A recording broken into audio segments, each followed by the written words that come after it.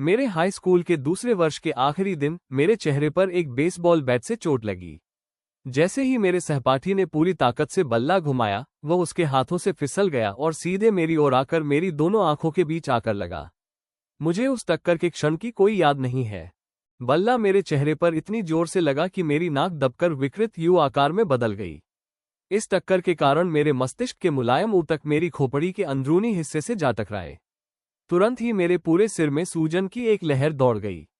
एक ही पल में मेरी नाक टूट गई, खोपड़ी में कई जगह फ्रैक्चर हो गए और मेरी दोनों आंखों की हड्डियों के घेरे, आई सॉकेट, चकनाचूर हो गए। जब मैंने अपनी आंखें खोली तो मैंने लोगों को मुझे घूरते हुए और मेरी मदद के लिए दौड़ते हुए देखा। मैंने नीचे देखा और अपने कपड़ों पर लाल धब्बे दिखाई दिए। मेरे एक सहपाठी ने अपनी शर्ट उतारकर मुझे दे दी। मैंने उसे अपनी टूटी हुई नाक से तेजी से बह रहे खून को रोकने के लिए इस्तेमाल किया। मैं सदमे में था और उलझन में था। मुझे इस बात का एहसास ही नहीं था कि मैं कितनी गंभीर रूप से घायल हो चुका था। मेरे शिक्षक ने अपना हाथ मेरे कंधे के चारों ओर डाल दिया और हम नस के कमरे तक लंबी पैदल यात्रा पर निकल पड़े, मैदान पार करते हुए, पहाड़ी से नीचे उतरते हुए और फिर स्कूल के अंदर वापस जाते हुए। इधर उधर से कुछ अनजाने हाथ मेरे शरीर को छूते हुए मुझे संभाल रहे थे ताकि मैं सीधा खड़ा रह सकूं। हम धीरे धीरे आराम से चल रहे थे। किसी को एहसास नहीं था कि हर एक मिनट कितना महत्वपूर्ण था। जब हम नर्स के कमरे में पहुंचे तो उसने मुझसे कई सवाल पूछे। ये कौन सा साल है? 1998, मैंने जवाब दिया, जबकि असल में 2002 था। संयुक्त राज्य अमेरिका के राष्ट्रपति कौन है? बिल क्लिंटन, मैंने कहा। सही जवाब जॉर्ज डब्ल्यू बुश था। तुम्हारी माँ का नाम क्या है? ओह, मैं रुक गया। 10 सेकंड बीत गए। पट्टी, मैंने सामान्य ढंग से कहा, इस बात को नजरअंदाज करते हुए कि मुझे अपनी ही माँ का नाम याद करने में 10 सेकंड लग गए थे। मुझे याद रहने वाला वो आखिरी सवाल था। मेरा शरीर मेरे मस्तिष्क में तेजी से हो रही सूजन को संभाल नहीं पा रहा था और एम्बुलेंस के आने से पहले ही मैं बेहोश हो गया। कुछ ही मिनटों बाद मुझे स्कूल से बाहर ले जाया गया और स्थानीय अस्पताल पहुंचाया गया। अस्पताल पहुंचने के थोड़ी ही देर बाद मेरा शरीर काम करना बंद करने लगा। मुझे निगलने और सांस लेने जैसे बुनियादी कार्यों में भी कठिनाई होने लगी। उसी दिन मुझे पहला दौरा, सीजर, पड़ा। फिर मेरी सांस पूरी तरह से रुक गई। जब डॉक्टर मुझे ऑक्सीजन देने के लिए तेजी से जुटे हुए थे, तब उन्होंने ये भी निर्णय लिया कि स्थानीय अस्पताल इस स्थिति को संभालने के लिए पर्याप्त रूप से सुसज्जित नहीं है। इसलिए उन्होंने मुझे सिनसिनाटी के एक बड़े अस्पताल ले जाने के लिए हेलीकॉप्टर बुलाने का आदेश दिया। मुझे आपातकालीन कक्ष के दरवाजों से बाहर स्ट्रेचर पर ले जाया गया और सड़क के पार बने हेलीपैड की ओर ले जाया गया। उबड़-खाबड़ फुटपाथ पर चलते समय स्ट्रेचर हिलता डुलता और खड़खड़ाता रहा। एक नर्स मुझे धक्का देकर आगे ले जा रही थी, जबकि दूसरी नर्स हाथ से पंप करके मुझे हर सांस दे रही थी। मेरी माँ, जो कुछ ही क्षण पहले अस्पताल पहुंची थी, मेरे पास हेलीकॉप्टर में चढ़ गई। पूरी उड़ान के दौरान मैं बेहोश था और अपने दम पर सांस नहीं ले पा रहा था, जबकि मेरी माँ मेरा हाथ पकड़े हुए थी। जब मेरी माँ मेरे साथ हेलीकॉप्टर में गई, तब मेरे पिता मेरे भाई और बहन को देखने और उन्हें ये खबर देने के लिए घर गए। उन्होंने आंसू रोकते हुए मेरी बहन को समझाया कि वो उस रात उसके 8वीं कक्षा के ग्रेजुएशन समारोह में शामिल नहीं हो पाएंगे।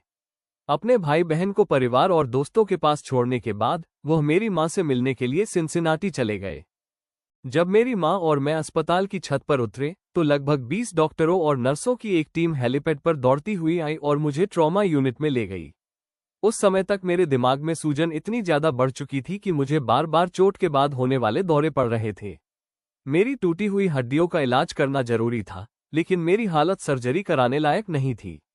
उस दिन तीसरी बार दौरा पड़ने के बाद मुझे चिकित्सकीय रूप से कोमा में डाल दिया गया और मुझे सांस लेने के लिए वेंटिलेटर पर रखा गया। मेरे माता पिता इस अस्पताल के लिए अनजान नहीं थे। 10 साल पहले वे इसी इमारत के ग्राउंड फ्लोर में आए थे, जब मेरी बहन को 3 साल की उम्र में ल्यूकेमिया, ब्लड कैंसर, होने का पता चला था। उस समय मैं 5 साल का था और मेरा भाई केवल 6 महीने का था। 2.5 साल तक कीमोथेरेपी के इलाज, स्पाइनल टैप और बोन मैरो बायोप्सी के बाद मेरी छोटी बहन आखिरकार अस्पताल से खुश, स्वस्थ और कैंसर मुक्त होकर बाहर निकली।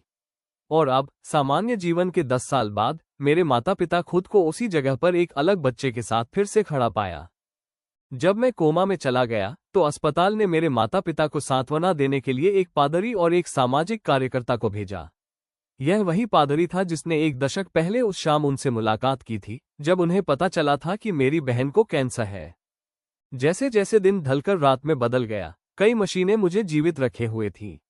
मेरे माता पिता अस्पताल के गद्दे पर बेचैनी से सो रहे थे। एक पल वे थकान से गिर पड़ते और अगले ही पल चिंता के कारण पूरी तरह जाग जाते। बाद में मेरी मां ने मुझसे कहा, तारांकन, यह मेरी जिंदगी की सबसे बुरी रातों में से एक थी। मेरी रिकवरी, स्वस्थ होने की प्रक्रिया, भगवान की दया से अगली सुबह तक मेरी सांसें इतनी सामान्य हो गई थी कि डॉक्टरों को लगा कि मुझे कोमा से बाहर लाना सुरक्षित है। जब आखिरकार मुझे होश आया तो मुझे पता चला कि मेरी सूंघने की क्षमता चली गई थी। जांच के तौर पर एक नर्स ने मुझसे कहा कि मैं अपनी नाक साफ करूं और सेब के जूस के डिब्बे को सूंघूं। मेरी सूंघने की शक्ति वापस आ गई, लेकिन सबके आश्चर्य के लिए नाक साफ करने की क्रिया से हवा मेरी आंख की हड्डी के फ्रैक्चर से होकर गुजरी और मेरी बाईं आंख को बाहर की ओर धकेल दिया। मेरी आंख का गोला अपनी जगह से बाहर उभर आया, जो बस मेरी पलक और मेरी आंख को दिमाग से जोड़ने वाली ऑप्टिक नस के सहारे किसी तरह टिका हुआ था। नेत्र चिकित्सक ने कहा कि जैसे जैसे हवा धीरे धीरे बाहर निकल जाएगी, मेरी आंख धीरे धीरे अपनी जगह पर वापस आ जाएगी। लेकिन यह बताना मुश्किल था कि इसमें कितना समय लगेगा। मेरी सर्जरी 1 सप्ताह बाद तय की गई थी, जिससे मुझे ठीक होने के लिए थोड़ा और समय मिल सके। मैं ऐसा दिख रहा था मानो किसी बॉक्सिंग मैच में मुझे बुरी तरह पीटा गया हो, लेकिन फिर भी मुझे अस्पताल से छुट्टी दे दी गई।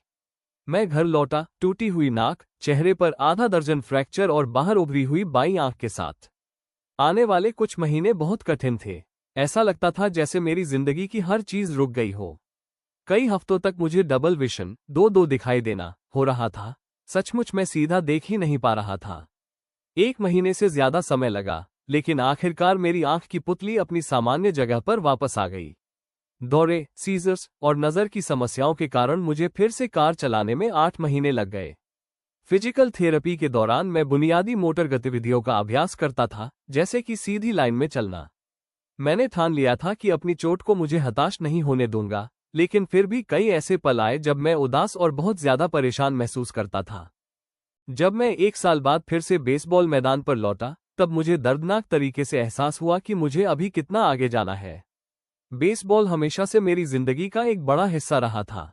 मेरे पिताजी ने सेंट लुइस कार्डिनल्स की माइनर लीग टीम के लिए बेसबॉल खेला था और मेरा भी सपना था कि मैं एक दिन पेशेवर खिलाड़ी बनूं। कई महीनों के पुनर्वास, रिहेबिलिटेशन के बाद मेरी सबसे बड़ी इच्छा यही थी कि मैं फिर से मैदान पर वापस जा सकूं। लेकिन बेसबॉल में मेरी वापसी आसान नहीं थी। जब सीजन शुरू हुआ तो मैं एकमात्र जूनियर था जिसे वर्सिटी बेसबॉल टीम से बाहर कर दिया गया। मुझे जूनियर वर्सिटी में सोफोमो खिलाड़ियों के साथ खेलने के लिए भेज दिया गया। मैं 4 साल की उम्र से खेल रहा था और किसी ऐसे व्यक्ति के लिए जिसने इस खेल में इतना समय और मेहनत लगाई हो, टीम से बाहर किया जाना बहुत अपमानजनक था।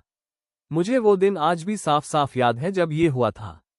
मैं अपनी कार में बैठा हुआ था और रो रहा था, जबकि रेडियो के चैनल बदलते हुए बेताबी से ऐसा गाना ढूंढ रहा था जो मुझे थोड़ा बेहतर महसूस करा सके।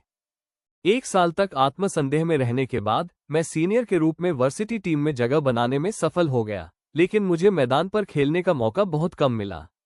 कुल मिलाकर मैंने हाई स्कूल वर्सिटी बेसबॉल में केवल 11 इनिंग्स ही खेली, जो मुश्किल से एक पूरे मैच से थोड़ा ज्यादा थी।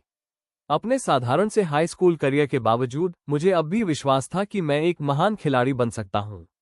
और मुझे पता था कि अगर चीजों को बेहतर बनाना है तो उसे संभव बनाने की जिम्मेदारी मेरी ही है। मेरे जीवन में मोड़ उस समय आया जब मेरी चोट के 2 साल बाद मैंने डेनिसन यूनिवर्सिटी में कॉलेज शुरू किया। यह एक नई शुरुआत थी और यही वो जगह थी जहां मैंने पहली बार छोटी छोटी आदतों की आश्चर्यजनक शक्ति को खोजा। यह इस वीडियो का भाग 1 है। मैं इस वीडियो का भाग 2 1 अप्रैल को अपलोड करूंगा।